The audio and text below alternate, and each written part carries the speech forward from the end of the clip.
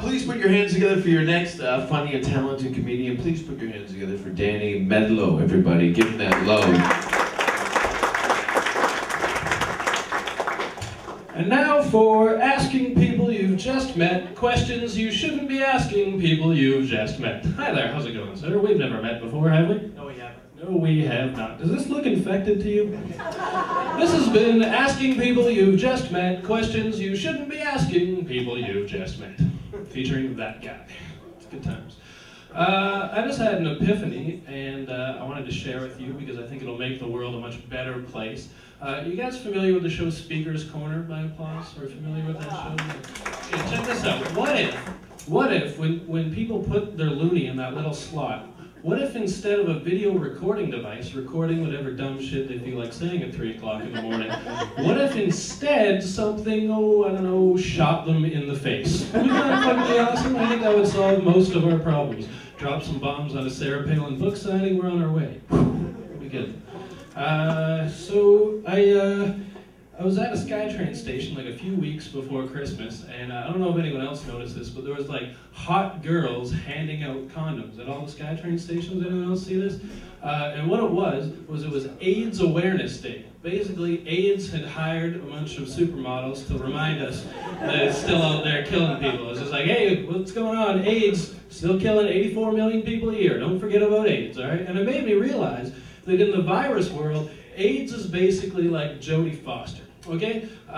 Bear with me on this one. Okay, so basically, you know, they just kind of do their thing, you know? Every year in and year out, Jodie Foster makes a great movie, AIDS kills a bunch of African people. That's just what happens. And we've kind of just come to take AIDS/Jodie Foster for granted, you know?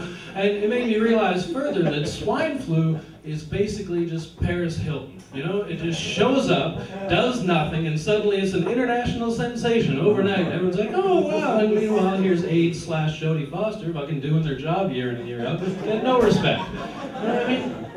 I just basically wanted to find a way to call Jodie Foster AIDS, and I did, and I'm proud of myself for that. I think you should be too. I guess I gotta talk about the elephant in my face now. Some of you have probably looked at it and talked to your partner about it. You see this right here? I got no fucking front tooth, and I got no money to fix it, and I'm going fucking bald. I'm 24 years old, I'm gonna be 25 with dentures and completely bald. I hate myself. That's what I'm trying to say, okay? My life fucking sucks.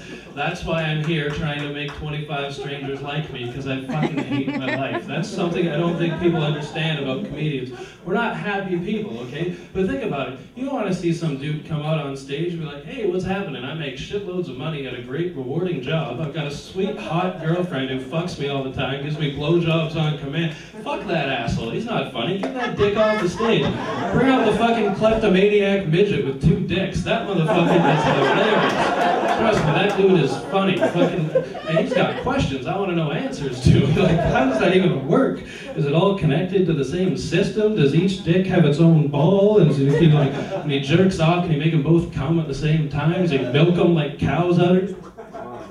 How does that fucking work? I don't know. All I'm saying is, yeah, I'm not happy. And that's why I'm here. Hey, a lot of comics can probably relate to this story here. I wrote a joke to myself, but I don't even understand what it means. It's just a punchline, but there's no lead up. Like, I thought I would understand it later. I'll tell you what it says. It says, neck fucked by a giraffe. That's all it says on this piece of paper. But, you know, judging by your reaction, I don't think it fucking matters how we get to that point, does it? As long as at the end someone's getting neck fucked by a giraffe, I think we're happy people, are we not? Yeah, it's good times.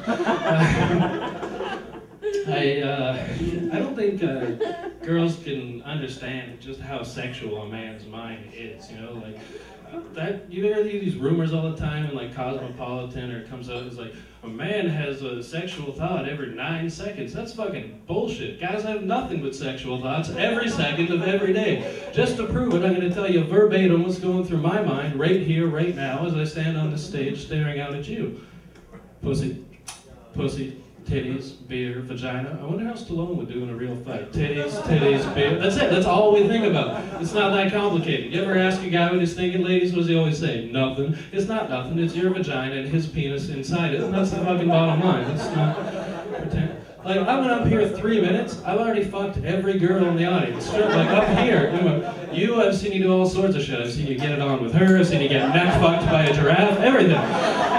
It's awesome. Believe it or not, I'm actually in a long-term relationship after that little story.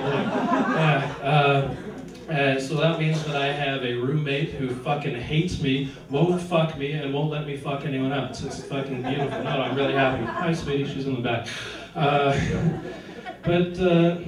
She's great. She is awesome. She watches porn with me. How many guys with their fucking girlfriend would watch porn with you? It's not nearly as awesome as it sounds, not remotely. Because here's the thing, is porn is just like music. Everyone has their own taste, right? You know, like when you make a mixtape or you pop your iPod in, you're driving in your car, it's on random, it's all your favorite songs. You love every single song because they're all for you, by you. It's the same way with porn, right? When you're watching porn at home, it's just you and it's what you're into. But when you gotta share that, you know, like say you bring someone else into your car, you pick up some friends, suddenly you gotta start explaining shit that shouldn't be on the mixtape that is. You're like, fuck you, Cher's talented, alright? I'm into that shit. The bitch can sing. It's the same way, right? So like, we'll be watching porn together and she'll start getting horny and she'll be like, oh, let me watch that one where the girl gets banged by 9 guys. Fucking, that looks, yeah, that's so funny. Hey, let's watch Linda takes 48 cocks in less than an hour. Now let's go fuck, right now, come on, let's go. And I'm like, shit, I'm fucking jamming her with every digit I've got and every fucking hole she's got, so that we don't have to call friends. That's pretty much how that works. And yeah, it's good time. My sex life is shit. I'm 3 years into this thing. I don't get laid very often. But my masturbation life is through the fucking roof. And it's for the same reason, because I'm living with a woman. And here's the thing, when guys are jerking off and they're single, you just kind of do what you gotta do. You might luck out and get a fucking sweet conditioner, but it's by accident. Other than that, you're fucking your blankets, you're just doing what you gotta do to empty the valves, right?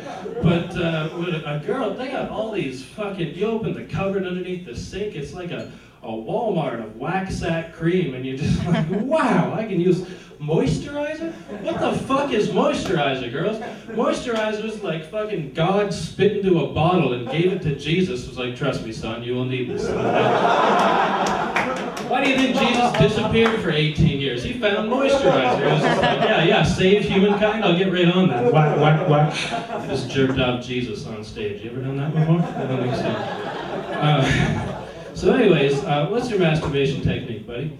It's a rhetorical question, I don't care. Let me tell you about mine. Here's what I do, is I open up the toilet seat, lift that up, and then I get jerking off to some porn, and then when I'm just about to come, I give what I call a running two-stroke. I give it a run, and look over the shoulder, get one last glance, and then I drop my load in the toilet. Here's something I just figured out, is if right as you're about to bust your load, if you just drop your balls on like the cold lip of the toilet seat, oh my god, this is fucking amazing. You're groaning now, every man in this room is going to try that shit next week, and you know it. It's fucking great, you'll never go back, it's like going black. So anyways, I'm jerking off, and I'm about a stroke and a half through my running two-stroke, and my cat likes to drink out of our toilet occasionally. So it's a point of no return at this point. When you're 2 strokes away from coming, you're fucking coming either way. And I got like big puckered cat's asshole staring me in the face. I can't fucking bust a load on that, so I pull a 90 degree and I drop a load in the sink. And we got this like wall-to-wall fucking mirror. I look up and just, the second after you come is depressing enough for a man without having to actually stare at yourself in the face. You haven't shaved in weeks, fucking, you got your pants around your ankles. It's 4 o'clock p.m. You haven't accomplished anything all fucking day. All I'm saying is next time the cat's getting one in the asshole. That's what I'm saying. Have a good night, folks. Good night.